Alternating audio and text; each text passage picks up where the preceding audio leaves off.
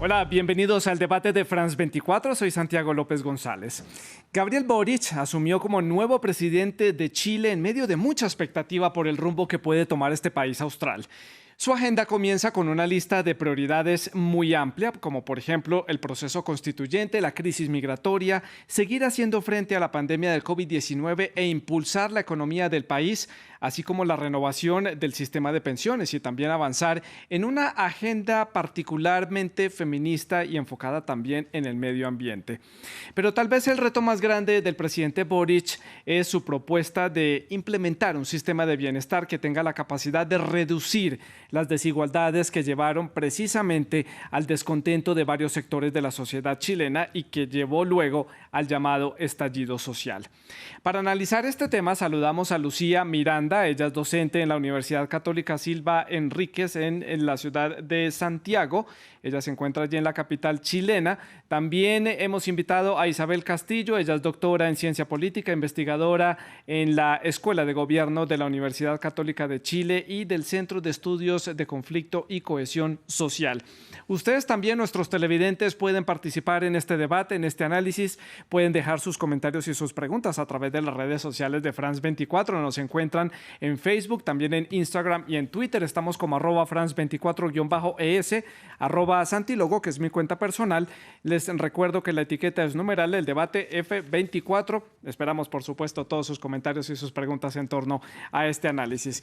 Comienzo inmediatamente. Hoy una intro muy corta porque el tema es bastante extenso. Hay muchos temas para analizar en torno a este inicio de gobierno allí en Chile. Comienzo con Lucía, entonces, allí en la ciudad de Santiago, preguntándole por el sentir que hay, por lo menos en la comunidad internacional, y es que hay una especie de cambio de era o tal vez un inicio de un nuevo capítulo en la historia política de Chile con la llegada de Gabriel Boric a la presidencia de este país suramericano.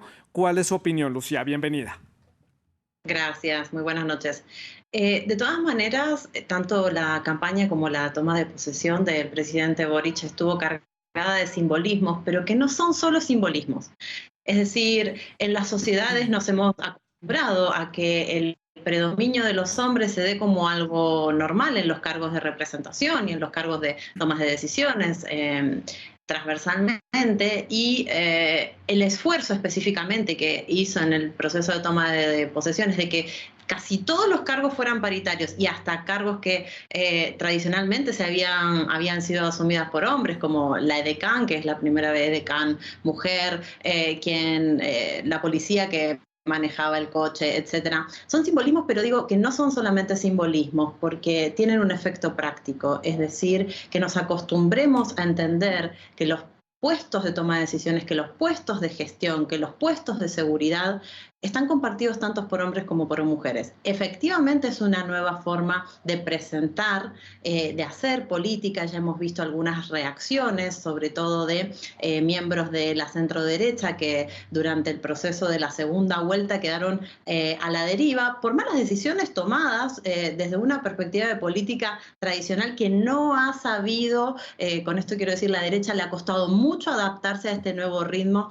de Claro. un lenguaje cercano y demás, es decir, de esta nueva forma de comunicar y de hacer política.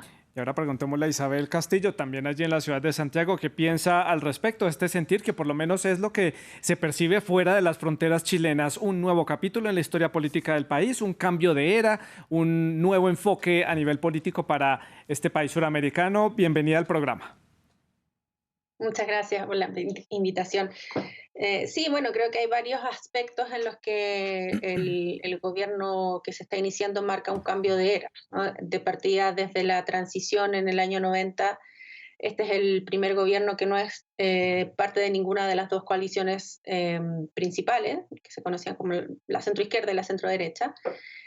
Entonces, en ese sentido, ya rompe un poco con la tradición política de las últimas 3 décadas.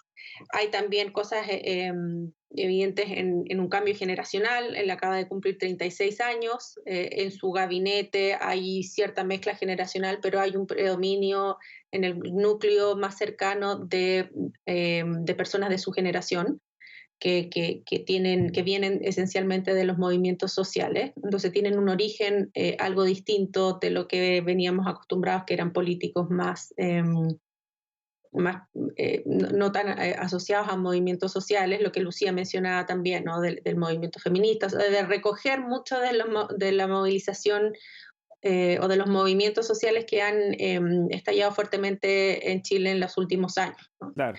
Y además estamos en medio de un proceso constituyente que no sabemos exactamente en qué va a derivar, Sí, pero eso también puede marcar un cambio, el inicio de una nueva etapa, que evidentemente tomará muchos años en tomar forma, sí. no es algo que ocurra de la noche a la mañana, pero Chile está en esa búsqueda de recomponer la relación entre la política y la sociedad, de buscar un nuevo modelo de desarrollo, un modelo más inclusivo en todo sentido, en términos de género de los pueblos originarios, Claro. y ciertamente en términos redistributivos y socioeconómicos, ¿no? Entonces hay Históricamente, Isabel, la Lucía, intención. históricamente el contexto es muy particular para este nuevo presidente que llega a asumir allí el liderazgo de este país, allí en el Palacio de la Moneda en Santiago. Hago la ronda a la inversa, Isabel.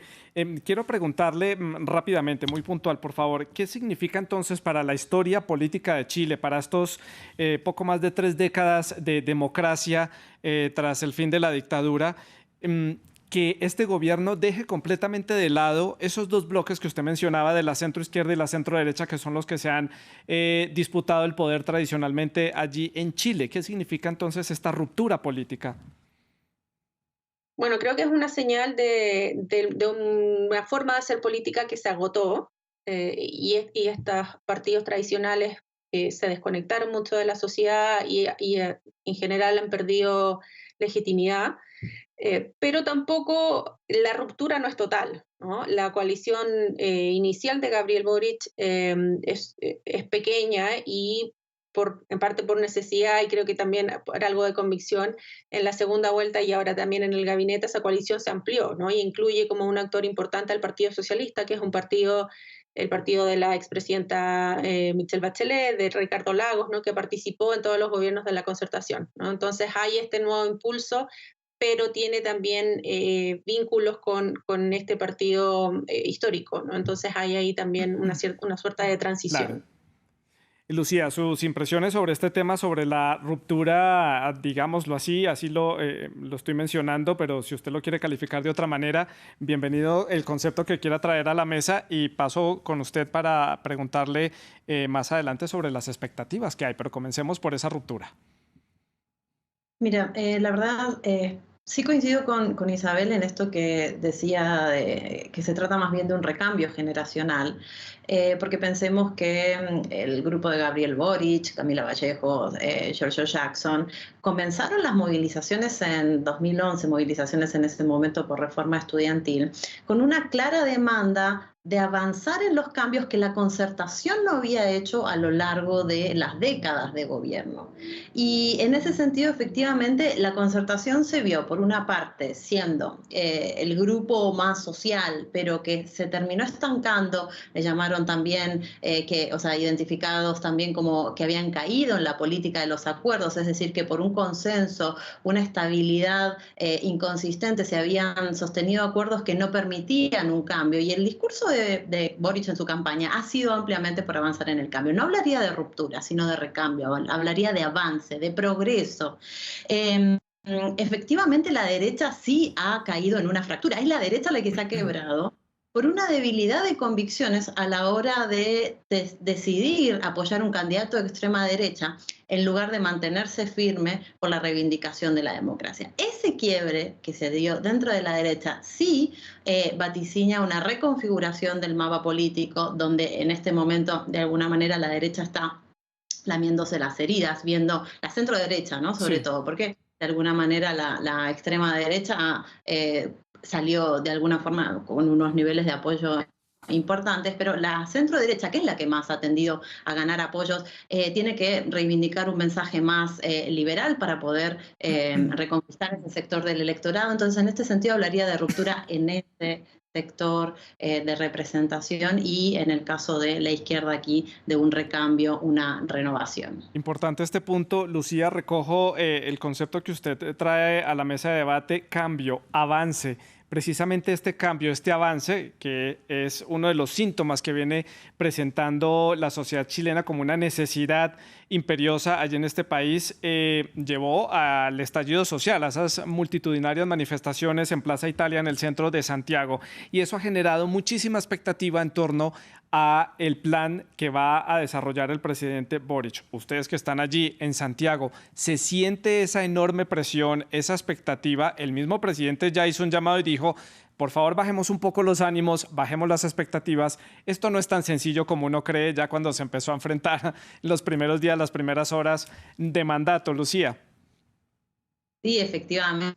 Boric en su discurso de toma de posesión frente a la ciudadanía ahí en La Moneda dijo: vamos lento porque vamos lejos, haciendo una invitación a bajar un poquito la adrenalina, pero efectivamente, bueno, Isabel ahí tendrá datos más frescos porque ella es parte del COES y ahí hay un seguimiento, un recuento de cómo han progresado las protestas en Chile. Efectivamente, la crecida en el nivel de protestas en Chile está íntimamente relacionada con la poca respuesta a estas demandas sociales que fueron movimiento estudiantil, este se ha mantenido de forma permanente. El tema medioambiental, el tema de las pensiones. Pensemos que Chile es un país donde las pensiones son completamente privadas, no hay una opción estatal.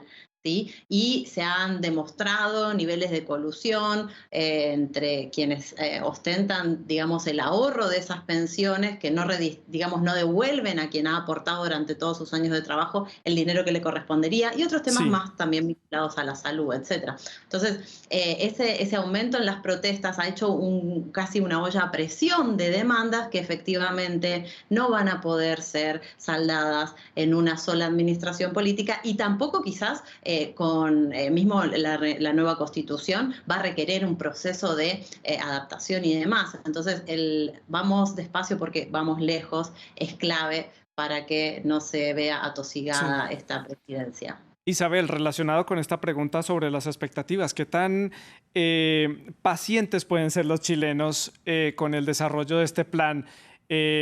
Mencionan las protestas, cómo fueron evolucionando, lo decía Lucía en su intervención. ¿Los chilenos podrán entender, tener esta paciencia para comprender que el cambio que requiere el país y lo que ellos están pidiendo, tal vez Boric no lo vaya a completar en su mandato y que esto requiera muchos años más? ¿Hay paciencia por parte de la ciudadanía o ya están empezando a sentirse presiones por parte de diferentes sectores para hacer cambios rápido? Bueno, es complejo el tema del manejo de expectativas, ¿no? Como comentaba Lucía, el presidente y su entorno han enfatizado este discurso de convicción profunda con los cambios, pero de hacerlos con tiempo, de un contexto económico que es complejo y una serie de condiciones que dificultan avanzar rápido, ¿no? Yo creo que hay no sé si mayoría, pero mucha gente entiende que estas cosas no ocurren de la noche a la mañana, ¿no? Y entienden también que el proceso constituyente o la implementación de una nueva constitución va a tomar tiempo. Yo creo que lo importante es que se vean al menos algunos cambios, incluso ya dentro de lo que hay, ¿no? Dentro de mejorar la implementación o la calidad de servicios que ya existen, sin necesariamente reformarlos. El gran tal vez signo de interrogación es qué van a ser los sectores más movilizados, que son los que podrían lanzarse a la calle y desestabilizar un poco más el gobierno, ¿no? Más que el ciudadano común y corriente, si se quiere, ¿no? Y esos sectores tienen cierta desconfianza a cualquier negociación que se haga con la centroizquierda, con la derecha, pero esas negociaciones van a ser necesarias porque el gobierno no tiene mayoría, ¿no? Entonces creo que hay un trabajo que hacer de dar a entender de que es necesario lograr estos amplios acuerdos porque hay muchos sectores que son más politizados, más movilizados, que tienen un rechazo total al establecimiento político de los últimos 30 años, ¿no? No quieren ver negociar ahí y esa relación creo que va a ser una de las más complejas. Isabel, usted toca el punto justamente que quería comenzar por tocar aquí en este debate, y es gobernar Chile sin mayoría en el Congreso. ¿Esto qué dificultades va a implicar en el camino, en el desarrollo de las propuestas y de las ideas y de este plan de cambio que tiene el presidente Boric? ¿Cuál es el análisis que usted hace? Bueno, creo que la señal, o sea, lo que ha dicho el gobierno que quieren hacer es un gran trabajo prelegislativo, ¿no? Como de reconocer que en gobiernos anteriores parte del problema era que se ingresaban los proyectos de ley al Congreso sin acuerdos previos y entonces ahí morían, ¿no? Entonces que hay que hacer un trabajo con los partidos, pero también con sectores más amplios en tema de reforma tributaria. Hay que hablar antes con los empresarios y con otros actores para llegar con un acuerdo político más amplio. Hay, creo que conciencia de que es posible que no se logre todo, o sea, de que la reforma tributaria que está pensada para recaudar 5 puntos del PIB posiblemente recaude menos o que haya que hacerla en etapas. Entonces ya hay cierta conciencia de ello, pero va a requerir mucha negociación. Hoy en día Chile también tiene un sistema, un Congreso muy fragmentado, hay más partidos que nunca, y también hay muchos partidos que tienen poca disciplina interna, ¿no? Entonces en los últimos años lo que ocurre también es que muchas veces se termina negociando con legisladores individuales que están más dispuestos tal vez a apoyar una agenda de gobierno. Sí. Y eso, bueno, evidentemente hace que la negociación sea costosa, pero hay algunos sectores dentro de la centro-derecha que serían como algunos votos que se necesitan, que creo que pueden estar dispuestos a apoyar algunas de las reformas porque Claro. entienden que son necesarias.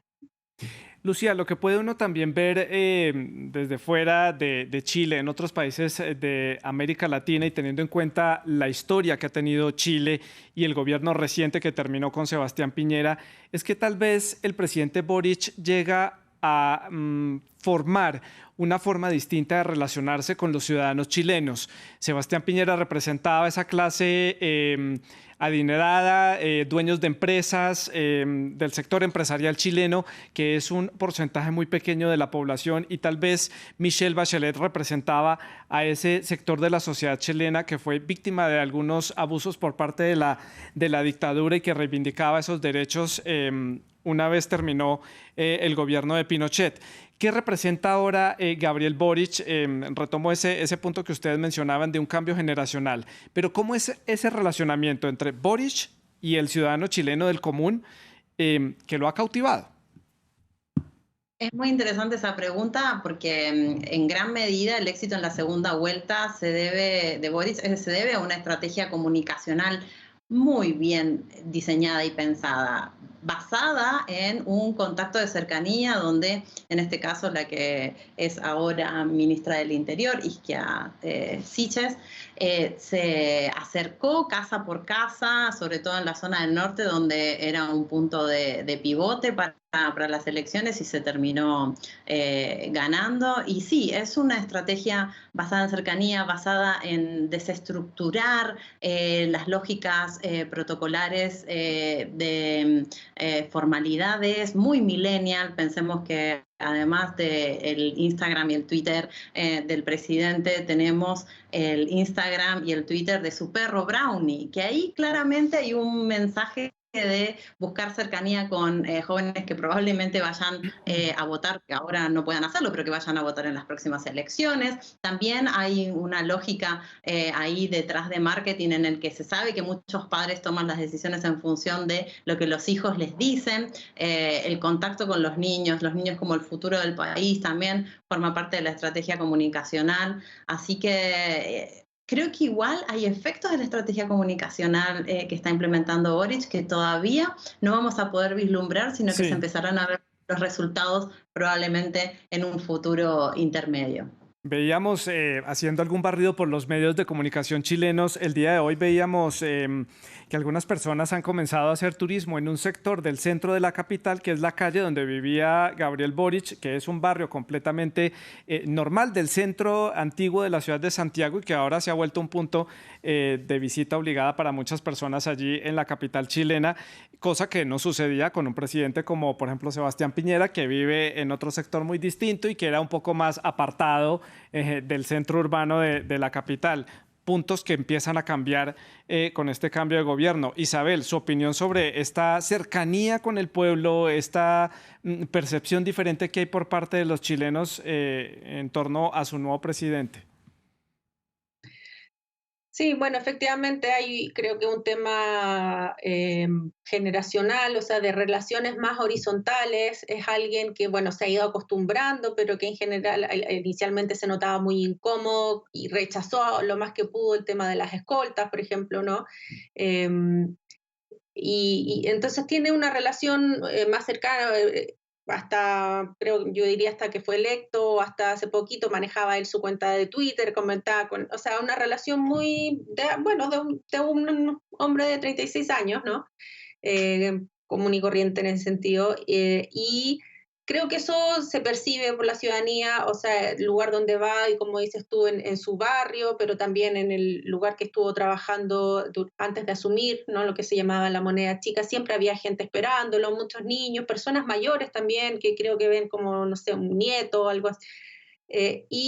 Entonces hay mucho interés por conocerlo, por saludarlo, y algo que marca la diferencia es que él en general se da el tiempo de saludar, muchas veces se sale de protocolo, entonces refuerza esa relación, saluda a sus vecinos, y claro, y además da señales como la que mencionabas tú, que él decidió, él se tuvo que cambiar del departamento donde vivía porque no cumplía con las condiciones de seguridad, y decidieron irse a un barrio tradicional del centro de Santiago, ¿no? En general todos los presidentes viven en el sector más acomodado, ¿no? Entonces eso también una señal bueno, de que quiero vivir cerca, de que no me quiero Claro. distanciar del ciudadano más común, ¿no? Bien, con todas las Sí. diferencias que puede tener un presidente, ¿no? Pero hay algo, creo que en su personalidad, o sea, en su forma de ser y en la edad que genera cierta incomodidad con esta distancia, y él busca romperla como puede dentro de lo posible. Evidentemente no puede deshacerse de la escolta, Sí. pero sí todavía lo vemos que va a comprar y a veces, y, o sea, comenta los Como un partidos de ciudadano fútbol. común y corriente, como cualquier persona del común. Isabel, Lucía, quiero que hablemos de algunos de los temas importantes de la agenda doméstica, de los temas importantes al interior de Chile. Me llama la atención la situación con la región de la Araucanía. Sabemos el conflicto que hay allí, histórico, con las comunidades mapuches. El presidente Sebastián Piñera decretó el estado de excepción y militarizó buena parte de esa zona. Allí ha habido fuertes conflictos y choques a lo largo de los últimos años.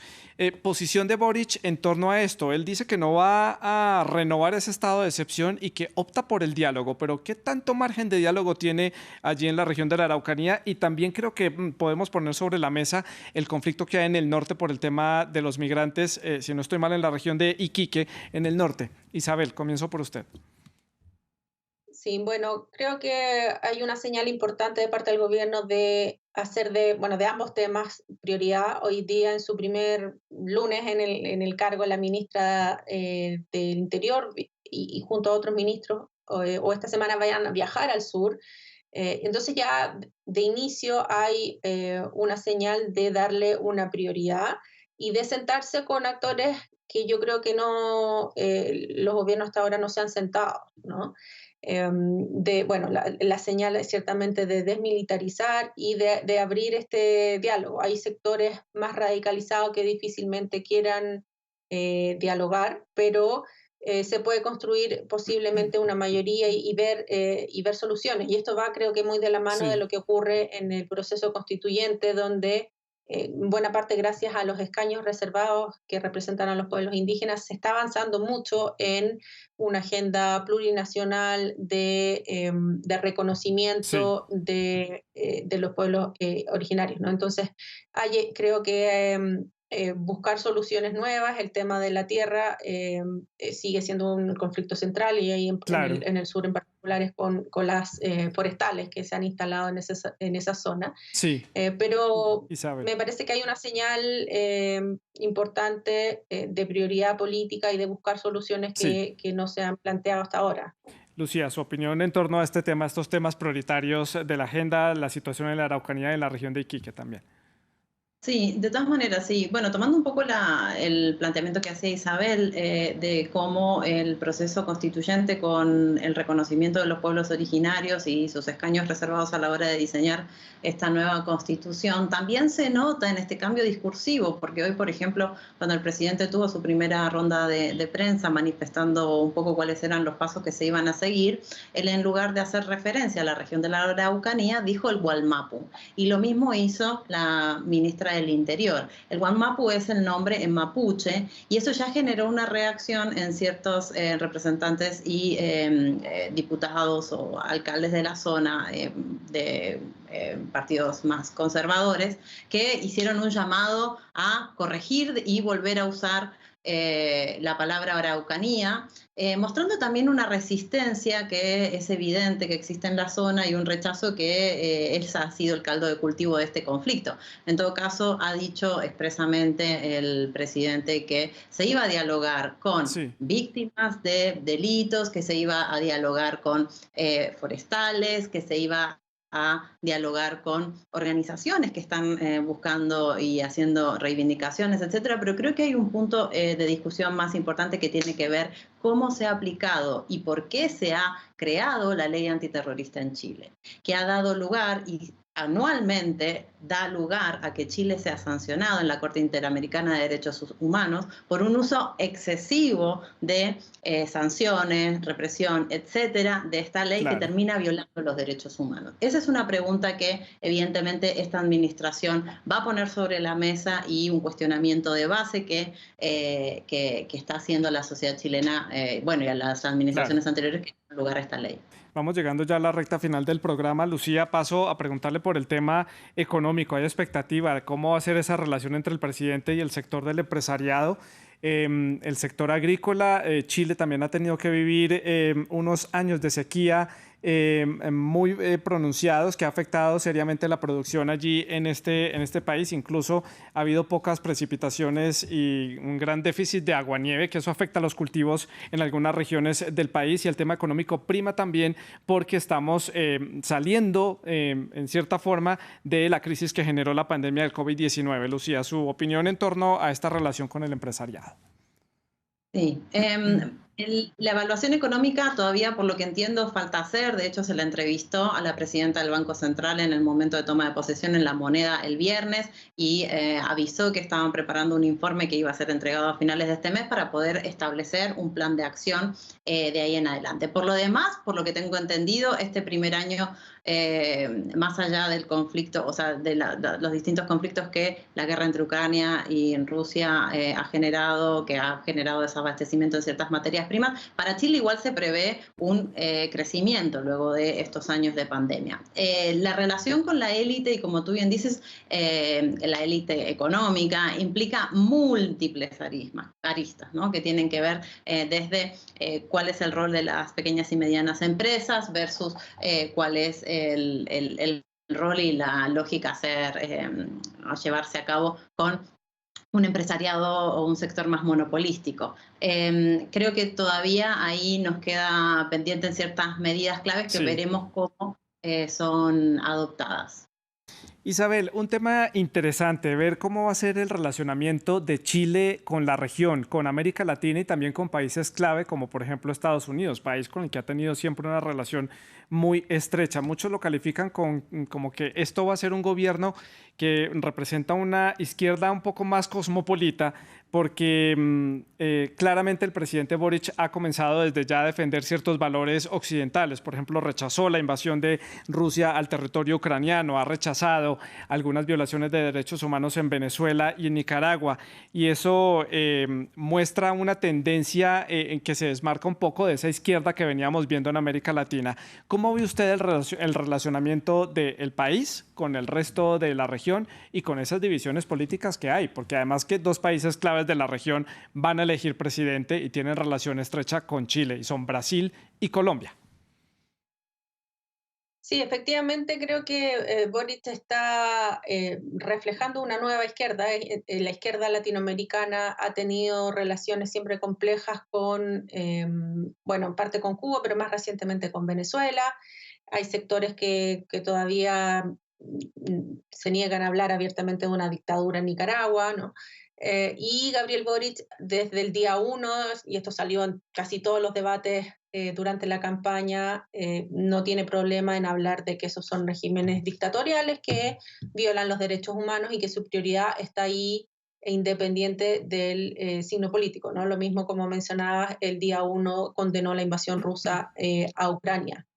Y eso marca una diferencia. Los derechos humanos en general son un pilar del gobierno en general y de su política exterior en particular. Es una política exterior que busca ser moderna, bueno, el centro de los derechos humanos, pero una política feminista, también Sí. muy orientada hacia combatir el cambio climático y reposicionar a Chile en los espacios multilaterales en torno a estos temas, ¿no? Y ahí, claro, hay afinidad. Comentaba que ayer habló, por ejemplo, una hora con el primer ministro canadiense, con Justin Trudeau, ¿no? Hay ciertas afinidades en estilos y agendas. Claro. Y como mencionas, claro, también sectores de izquierda. O sea, Petro, de hecho, fue invitado al Sí, Isabel. cambio de mando. Sí. Sin tener ningún cargo oficial, ¿no? Como un invitado personal del presidente. Entonces hay también una, creo, Claro. intención de establecer estas redes a nivel latinoamericano, pero con estos valores centrales. Lucía, ya nos acercamos a la recta final del programa. Su opinión en torno a la política exterior. ¿Hacia dónde se dirigirá Chile bajo el mando de Boric? De todas maneras, hay que pensar en quienes estuvieron ausentes en la toma de posesión, o representantes de Nicaragua y de Venezuela. Eso muestra claramente la idea que estaba transmitiendo Isabel, de cómo además discursivamente el presidente hizo énfasis en se atacarán, se perseguirán, se irá en contra de toda violación de los derechos humanos, venga del color político que venga. Ahí fue expreso. Y también figuras, pensemos en las felicitaciones que le hicieron desde la Unión Europea. Hay una búsqueda también de cercanía, pese a que dentro de la región su primera visita va a ser Argentina y probablemente en Brasil haya un cambio de color político en las próximas elecciones, y eso incite una cercanía. Pero mis apuestas serían por un refuerzo de diálogo, un fortalecimiento con la Unión Europea, que quizás siempre había estado un poquito más aislada, pero la Unión Europea se está dando cuenta también lo importante de reforzar discursos y liderazgos democráticos, porque los peligros que han significado Trump en Estados Unidos o Bolsonaro en Brasil generan colapsos y conflictos a la hora de relaciones internacionales, que es importante prestarles atención, porque la forma de hacer política y reivindicar la democracia es clave si queremos avanzar en un mundo más pacífico. Además que el presidente Boric lo ha dicho que algunos de los países europeos, particularmente los escandinavos, son su referente en cuanto a ese sistema de bienestar, ese ambicioso sistema de bienestar que él quiere instaurar allí en Chile. Pues a Lucía y a Isabel les agradezco por haber estado con nosotros en el programa, por haber analizado estos diferentes puntos que llaman la atención de este nuevo gobierno que toma liderazgo allí en Chile, en este país suramericano. Esta historia apenas está comenzando y vamos a estar allí siguiendo lo que suceda en Chile para irlo analizando aquí en el debate de France 24. Ustedes, muchas gracias por la sintonía y pueden seguir con France 24.